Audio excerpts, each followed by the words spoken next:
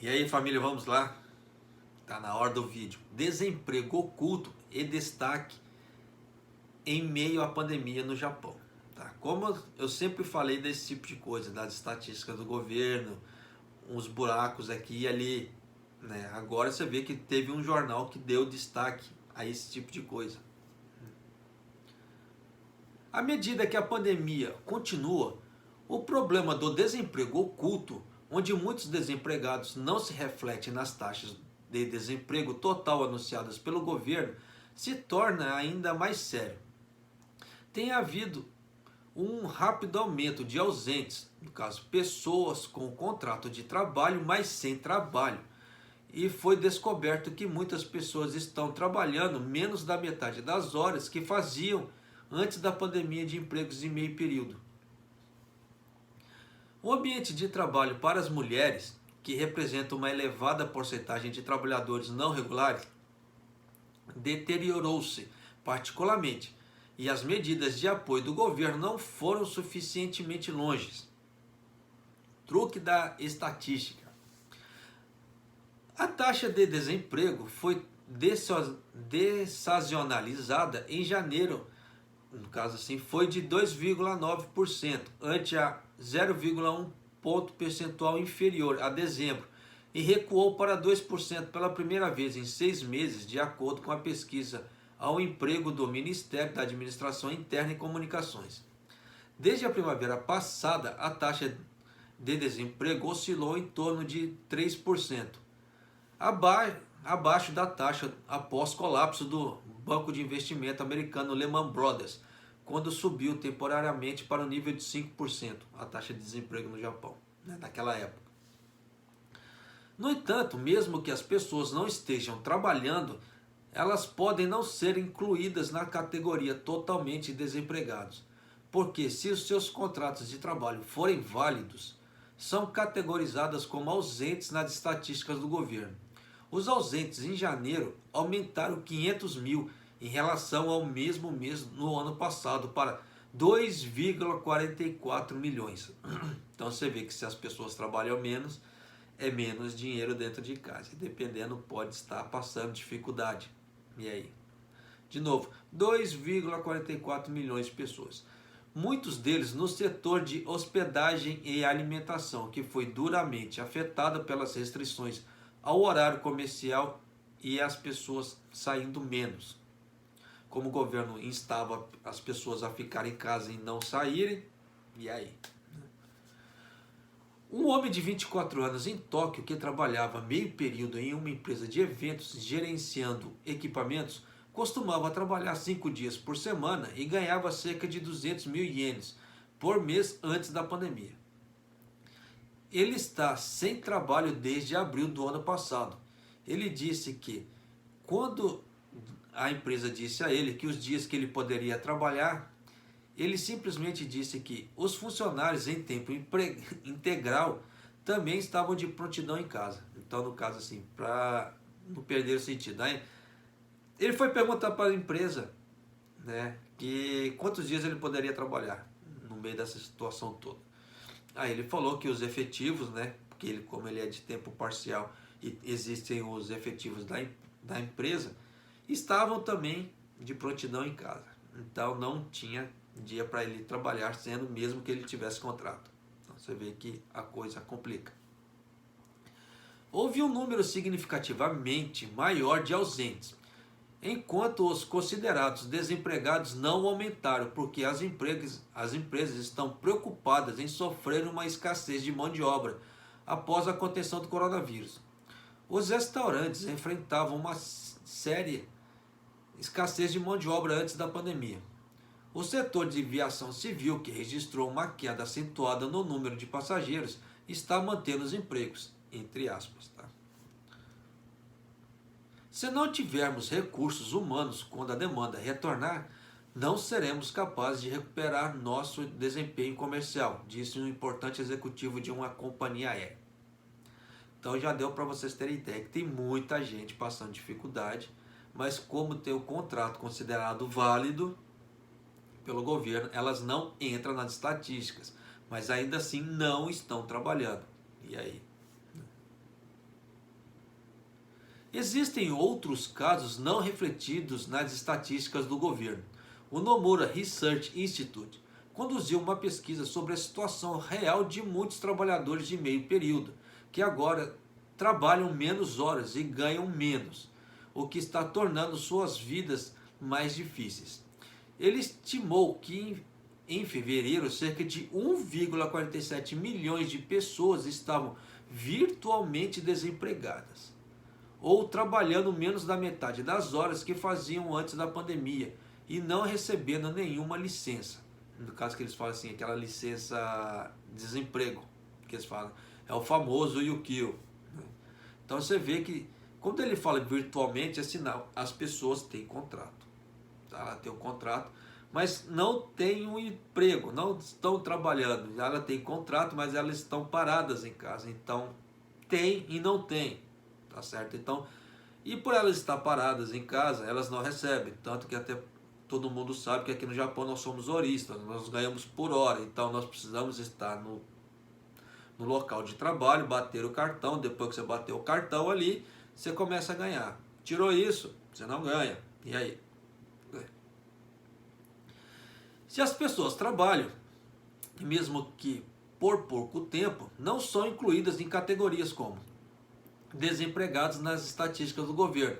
No entanto, para quem trabalha por hora, a diminuição da jornada de trabalho leva diretamente à diminuição de renda. Isso teve um sério impacto nas mulheres. Cerca de 70% dos praticamente desempregados, eles colocam entre aspas, tá? Praticamente desempregados, ou 1,03 milhão de pessoas são mulheres, mais do que o dobro do número dos homens em 430 mil. Já havia uma alta porcentagem de mulheres entre os trabalhadores nas indústrias de atacado, varejo, hospedagem e restaurantes antes do desastre do coronavírus. E essas indústrias foram duramente atingidas pela pandemia.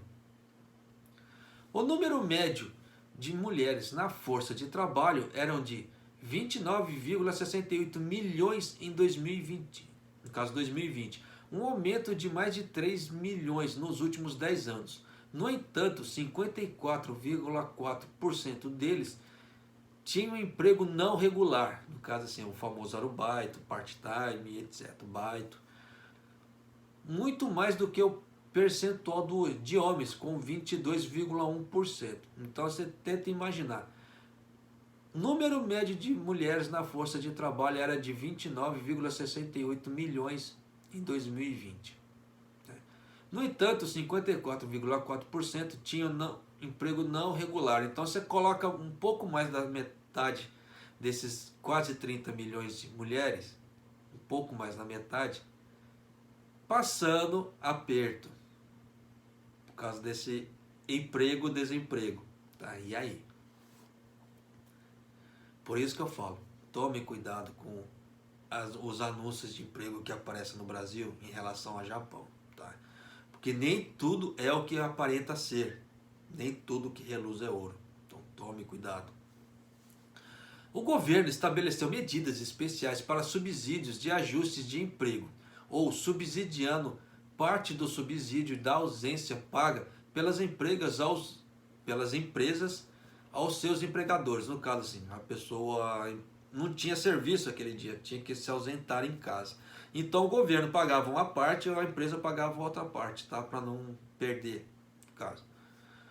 Como há alguns casos em que os empregadores não pagam benefícios de licença devido aos procedimentos complicados, o governo também introduziu outro benefício que os próprios trabalhadores podem aplicar. Esses benefícios também cobrem casos de redução de jornada de trabalho. No entanto, dos 544,2 bilhões de ienes destinados ao programa, apenas 14%, ou 77,6 bilhões, foram aprovados para pagamentos até 25 de fevereiro. Programas não foram amplamente reconhecidos. Então, tem que apresentar uma série de documentos comprovando por A mais B que a coisa ali aconteceu, tal. Então teve muita empresa que não conseguiu provar por A mais B. E aí? Precisamos fornecer informações detalhadas para garantir que o suporte seja fornecido àqueles que precisam, disse Kana Takeda, consultora sênior do Nomura Research Institute. Quase 40% de todos os trabalhadores no Japão são empregados com contratos não regulares, uma designação que inclui pessoal em tempo parcial e temporário. Eu vou até ler de novo, porque você vê que são números que chamam a atenção. Tá? Quase 40% de todos os trabalhadores no Japão são empregados com contratos não regulares. 40%, hein? Então é muito alto. Então você imagina agora, nessa época de pandemia que aconteceu, quase 40% dessa parte de arubaitos ficando em casa. Então é muita gente. Por isso que eu falo assim, que aqueles números que o governo apresentava não eram reais, era algo muito fictício.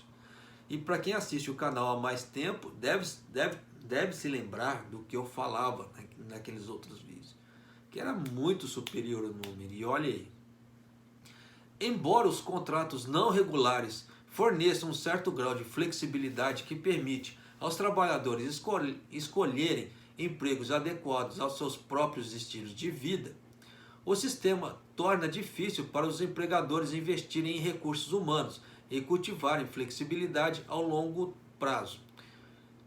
E os funcionários não regulares são em uma faixa salarial mais baixa do que os empregados por contrato regular. Até porque o contrato regular tem direito a bônus, uma série de seguranças trabalhistas e etc. E o trabalhador não regular não tem essas coisas. Tá?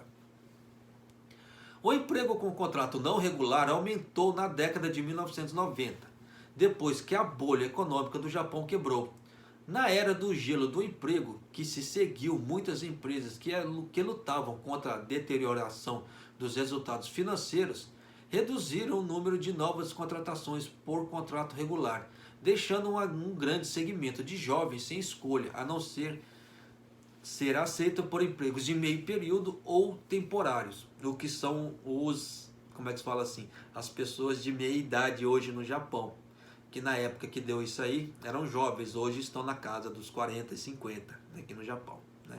São todos remanescentes da era do gelo do emprego do Japão. Então já deu para vocês terem ideia. Tá?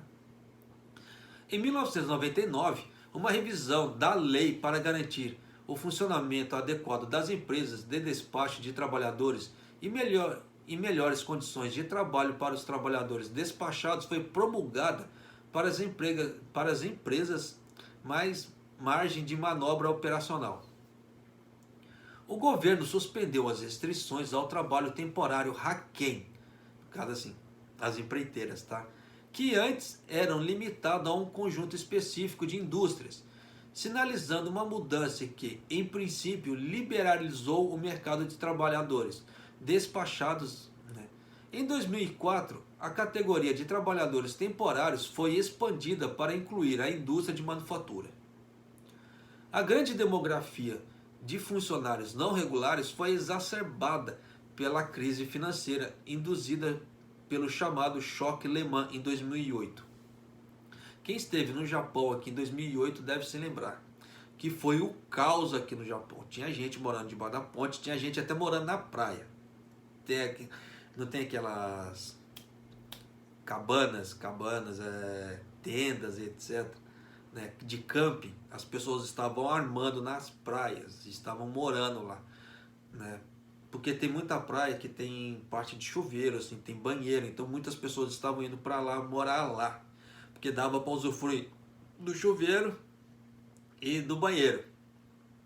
Como não tinha onde morar, elas pegavam essas tendas de camping e iam para lá e ficavam morando lá, porque não tinha como pagar aluguel, né? E tinha que ter dinheiro para comer.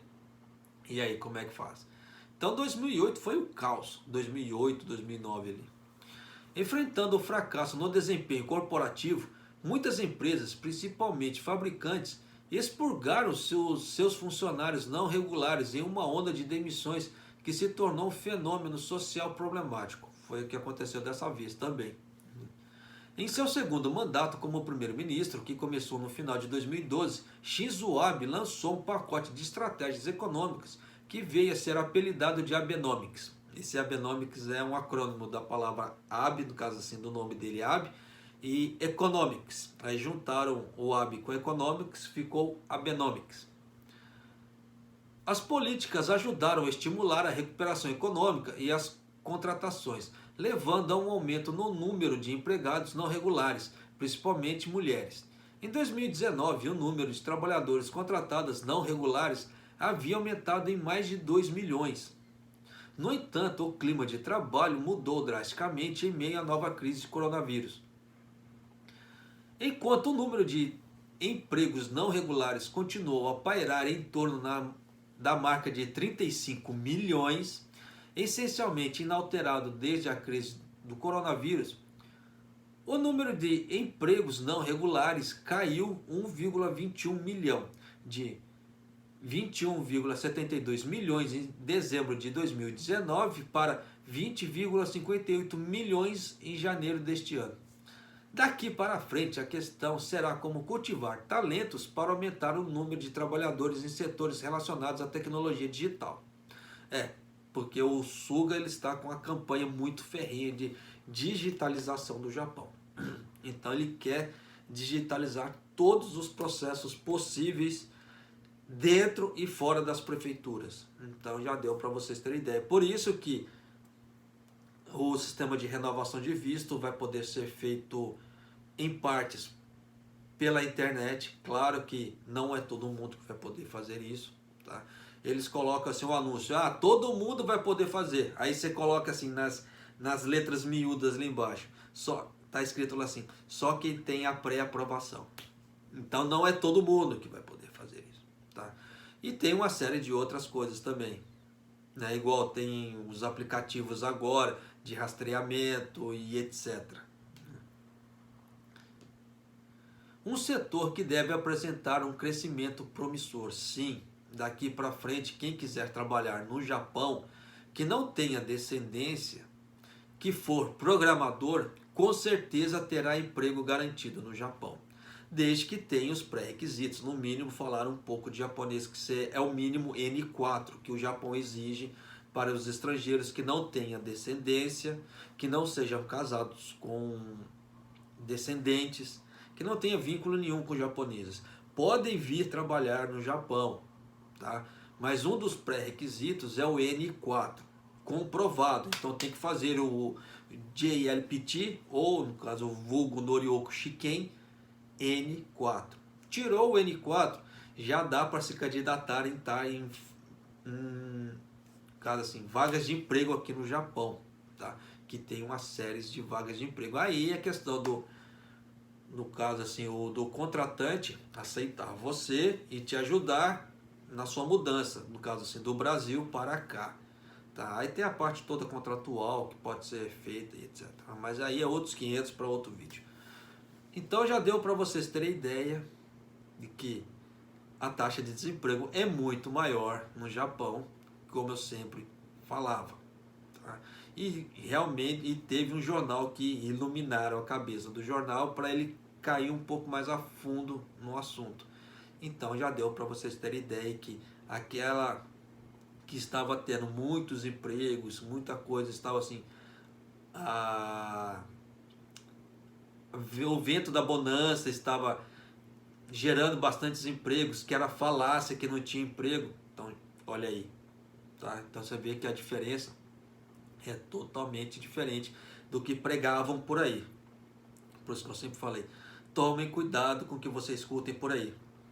Nem tudo que reluz é ouro.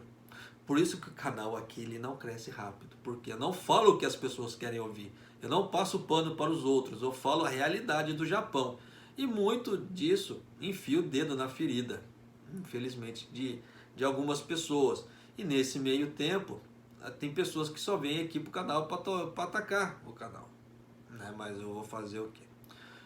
Faz parte, tá? Então, esteja ciente, tá? Que a coisa ainda assim, tem empregos no Japão agora, atualmente, tá? Está tendo emprego assim, mas ainda assim não está aquela coisa bela, tá? Não está aquela oh, como tem emprego, mas está tendo emprego sim, tá? Muito mais do que foi o ano passado. Então, até porque esse tipo de reportagem não deixa mentir, tá? Mas é isso aí, família. Um abraço, até o próximo vídeo, até mais.